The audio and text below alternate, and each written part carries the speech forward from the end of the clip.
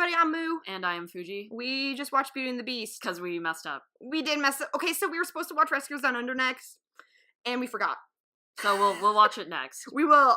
We ended up watching Beauty and the Beast, so let's talk about it. I'm going to put them in the proper order on the playlist, but just to let you know, we watched Beauty and the Beast first. Our bad. Forgot Rescuers Down Under is part of the Disney canon shit. But anyway, we're going to talk about Beauty and the Beast. I like this movie a lot. It's so beautiful. I would say of all of the Disney Renaissance movies, this one is like the Disney Renaissance-iest. It is the Disney Renaissance movie. I mean, Little Mermaid started it, but Beauty and the Beast not only codified it, but pretty much changed Disney movie animated productions forever. Like, we're still seeing the effects to this day, from how it's colored to how they tell the story to everything, literally everything. And like the musical format, which we have to thank Howard Ashman for. Also, we love you, Howard Ashman. In addition to watching the movie, because we both seen the movie a bunch of times, and we both recently saw the live action one, we also watched the special feature that had some of the making of, and a lot of it I knew already, but it was kind of nice to have a refresher. Yeah, it was really nice to listen to people talk about it and talk about how passionate they were about this movie, and all that went into making it, and all the concept art and making the music and how they decide to do it as is, and of course Howard Ashman himself. And I thought it was really neat. I love that kind of shit, man. What are you thinking about, dude? I'm trying to remember some of the stuff we talked about for Little Mermaid, because I remember making a comment after watching Little Mermaid that was the first, I think, of the Disney movies that was like a movie about something. Yeah, and here we are again at it. And this movie is definitely a movie about something, and particularly because we were talking about Howard Ashman in the last recording, that this movie very much, he was executive producer on this movie, and it's very much coming from a place of being about the stigmatization of people with AIDS. Definitely. For those who don't know, Howard Ashman had AIDS, and he was dying throughout the production of this movie. He actually passed away just a little bit before it was completed. Yeah. He was in the hospital bed finishing this movie. And a lot of the other crew on the project were saying that, they would go to New York to work with him on it. And they didn't know why. They thought, he was just busy or something. But actually, it turned out that it was because he was getting more and more sick. And by the time they were finishing it up, he was blind. You couldn't see.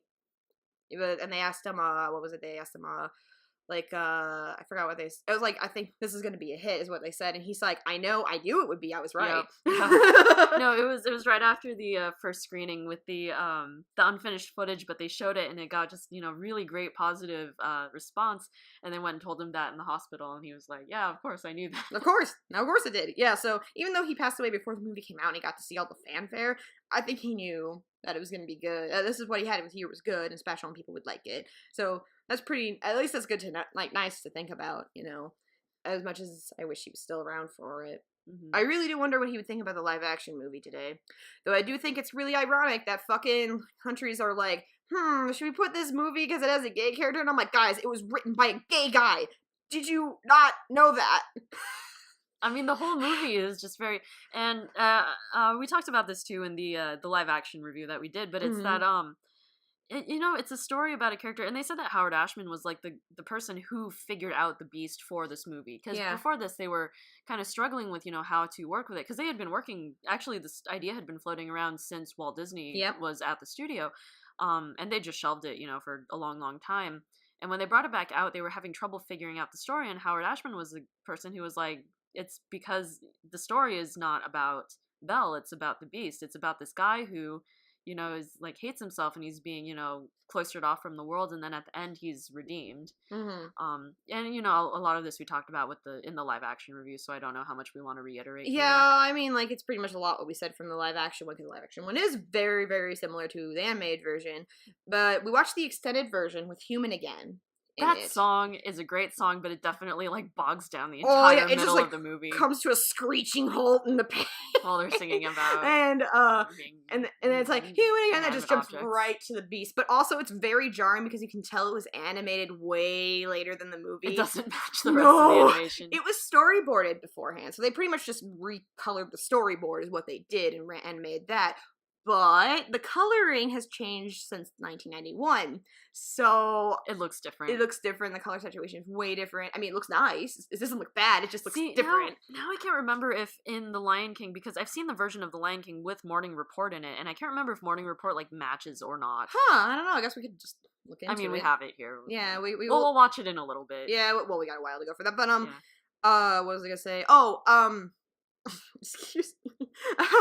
From a technical standpoint, it's way better than Little Mermaid. Yeah, it is. It's way more consistent. Just everything seems better.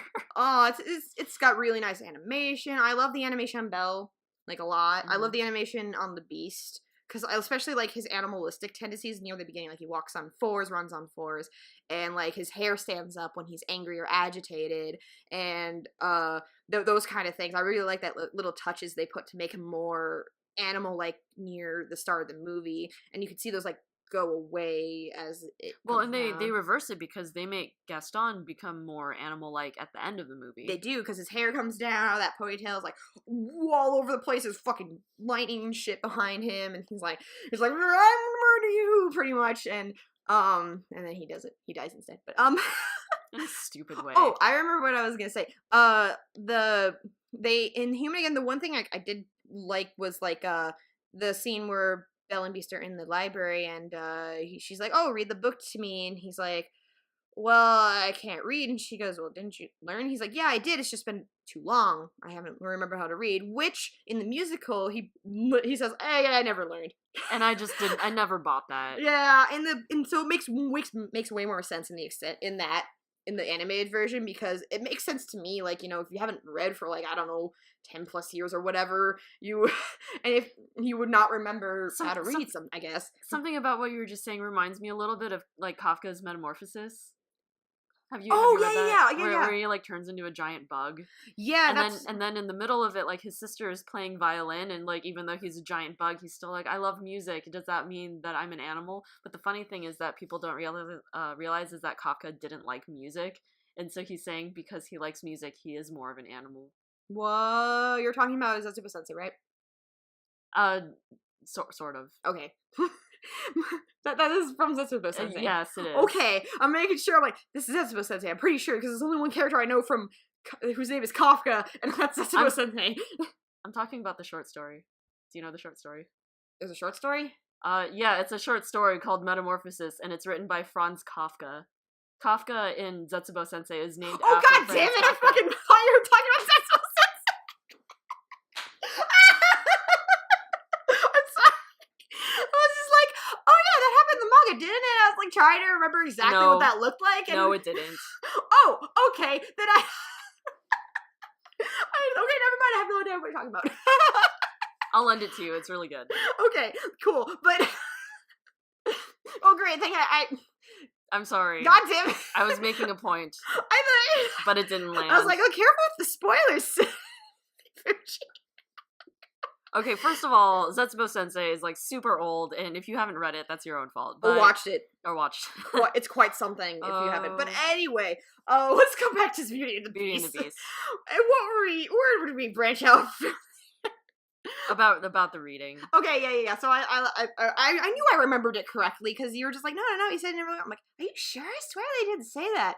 But like, no, it wasn't the anime version. It was the musical version. They said that he never learned, but that doesn't make any sense. So, so yeah, that's not really a thing. It's not technically canon. So there you go. Hey, you know what else is kind of not really canon? What? Enchanted Christmas. We're not going to talk about the sequels.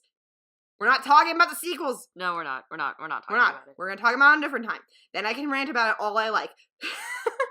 How much I hate Enchanted Christmas. But... Okay, I just think... Okay, coming back to original Beauty and the Beast.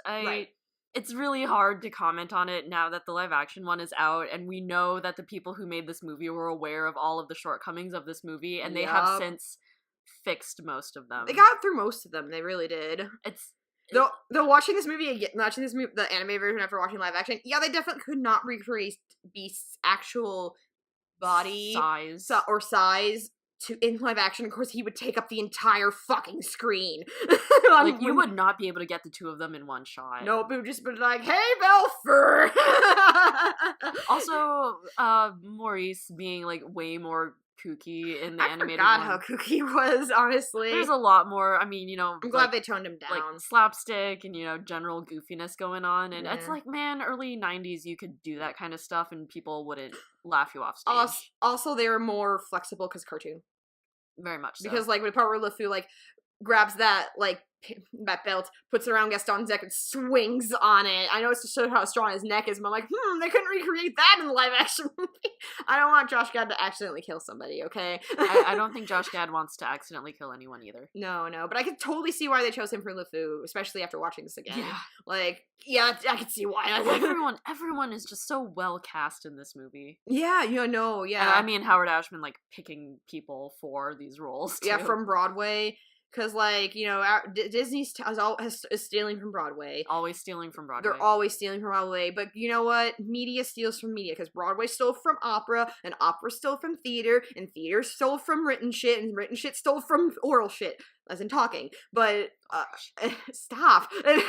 But, okay, yeah. But point being is, like, media always steals from media. So this is nothing new, and I'm actually happy that it happens. Because it turns out with really good shit like this. It is really good shit. This movie holds up really well. It's still good. It's not about Stockholm Syndrome. Anyone who says that should get punched in the face. Fuck off. It's not about Stockholm Syndrome. She does not have it. There's a really good video by, Lindsay? Yeah. I mean... Lindsay Ellis, yeah. She go if we talk about it, we're just gonna repeat that video. Just go watch that video. Yeah, basically, go watch that video. She fucking lays it out pretty...